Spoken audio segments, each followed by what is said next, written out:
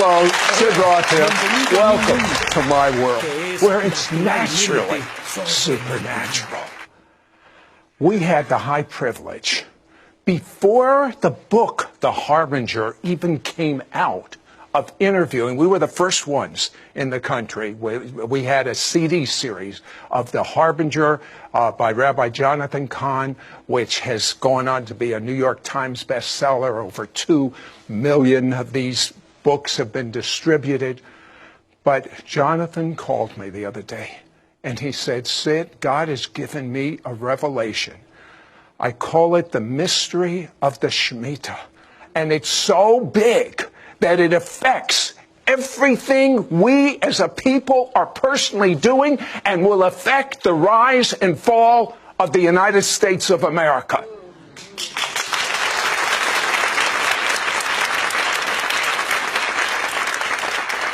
You know, the best-selling book, The Harbinger, which means the warning of judgments, they're reappearing again. There's 9 of them. But one of the ones that is reappearing is the understanding and the revelation of a biblical term called the shemita. Now, Rabbi Jonathan, what is the shemita? The shemita is an ancient mystery, goes back over 3,000 years to Moses, Mount Sinai.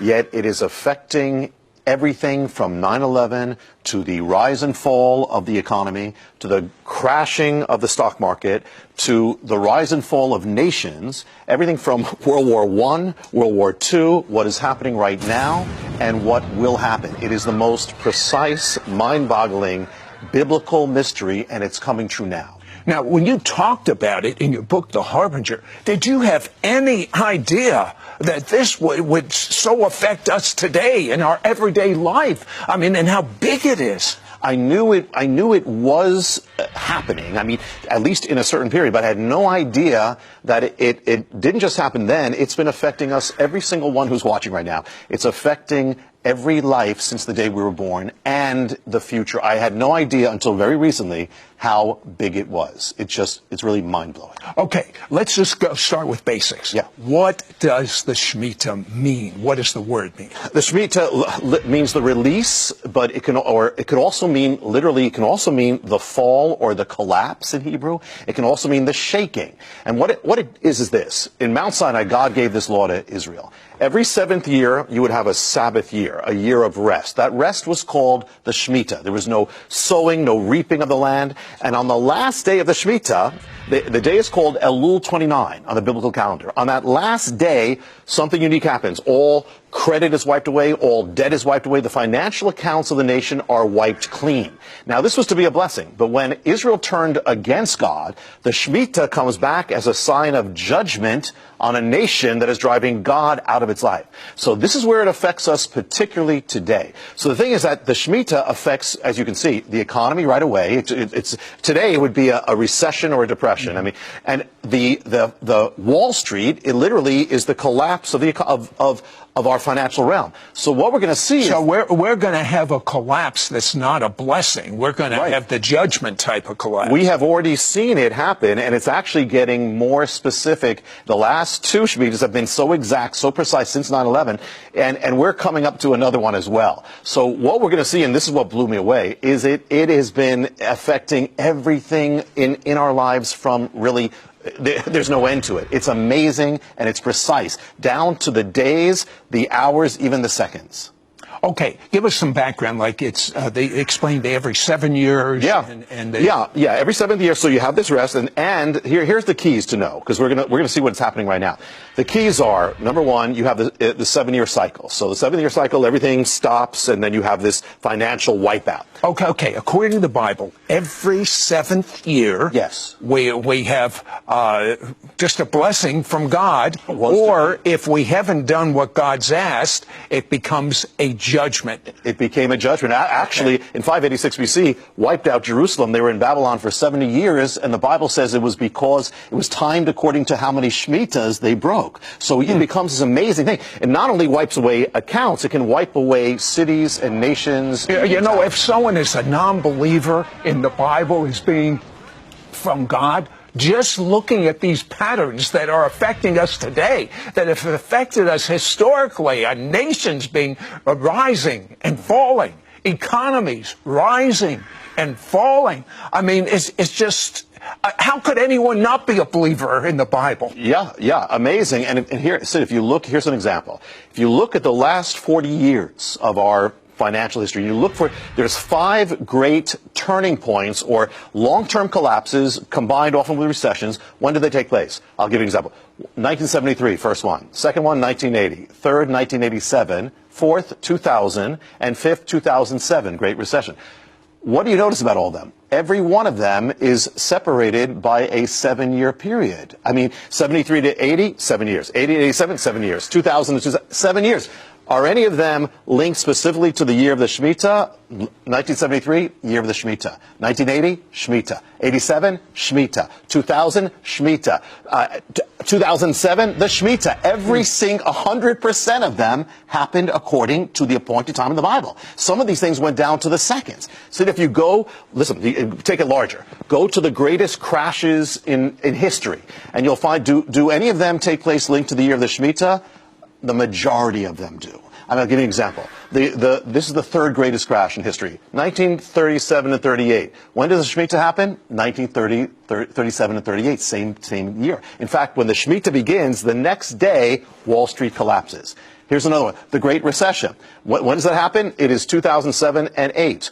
When does the Shemitah happen? 2007 to 8. And on the exact day of the Shemitah appointed to wipe away the financial accounts, Elul 29, the whole stock market collapses. The Great Depression is even linked to this. When you have this peak day of the Shemitah, right after that comes the greatest month collapse in American history. I mean, it is mind-boggling. You know, Jonathan, I used to be a stockbroker on Wall Street. If I had only understood these biblical principles, if I was a mutual fund manager, I could be the top mutual fund in the world. I don't understand. Maybe that's why there's going to be a great wealth transfer. The wealth of the sinner is stored up for the righteous. But we have to understand these biblical principles. When we come back, I'd like to find out the future of America based on the Shemitah. How about you? We'll be right back to It's Supernatural. We now return to It's Supernatural. I am amazed, Rabbi Jonathan, how big this is. This isn't some little principle. This affects everything. Explain. Yeah, the Shemitah has so many facets. It's not only, now we just touched on how it's affecting the economy, Wall Street, everything, but it actually affects even physical realities. And the first thing, one of the mysteries in here is called the mystery of the towers.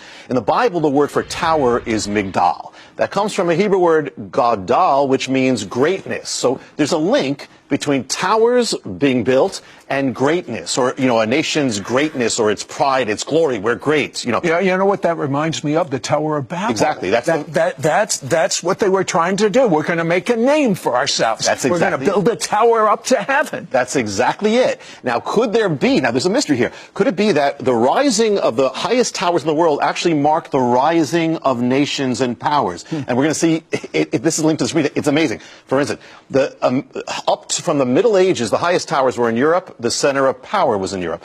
But a change took place in about 1870.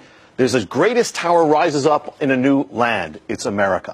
1870. The next year, America becomes the strongest economic power on earth. The mantle goes from Britain to America. So the rise of the tower actually marks it. From then on, America builds the highest towers on earth as its power keeps growing and growing and growing and growing. But we're going to see there's a link with the Shemitah. Because in 1945, at the end of the Second World War, height of American power, there's a plan to build a new tower that's going to represent America's greatness. It's the World Trade Center.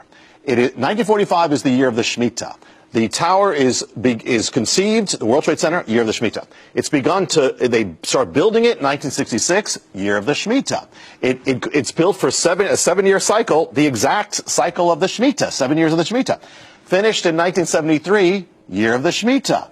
And then finally, 2001, it's destroyed in the year of the Shemitah. Now, here's a link. Now, what's the towers? Towers are about rising. The Shemitah is about falling. Actually means let fall. The towers about the glory of man. The Shemitah is about humbling the pride of man or the pride of a nation. So here we see in the Bible, the Shemitah wipes out accounts we saw that are built up. It also wipes out realities that are built up too. And so here in the year of the Shemitah, actually as the Shemitah gets to its peak, that's when 9/11 happens. 9/11 happens at the peak of the Shemitah, the last week, when it's getting ready for the day of nullifying, wiping things out. And actually, the collapse of the tower causes the collapse of Wall Street. You have the greatest, so you have the collapse of a tower, the pride of a nation, and you have the collapse of Wall Street at the same time on the day of the Shemitah, which means that even the timing of 9/11 was determined, had to be determined exactly by the ancient mystery of the Shemitah. And here's the prophetic things with this, Sid. This is just one of the things, that if the rise of a tower speaks of the rise of a nation, what does the fall of a tower speak of? It's a warning of the future of America. So, as you point out, a harbinger was 9/11. Yeah. It's a warning. How many warnings do we get before judgment? What's the pattern? God is merciful. With the harbinger, exactly right. This follows the harbingers, and not only was that a harbinger, but then there's a tower going up right now at ground zero, which in the harbinger, it's the fourth harbinger. Well, that's linked to the Shemitah as well. There are things happening since the harbinger came out. It's been coming true, and that's linked to the Shemitah, that there are signs appearing, we can't get into it, but the signs have to do with that tower about what is rising up at ground zero, which is linked to defiance. Because remember, this tower also, the tower that's rising now, was conceived in the year of the Shemitah at the same time, with that vow that about defiance that was made on Capitol Hill. And it's probably going to be completed, most likely, in the year of the Shemitah that's coming. So that's just a little bit of the Shemitah and the tower, but this also is about the rise and fall of nations. The Shemitah gives the key about when nations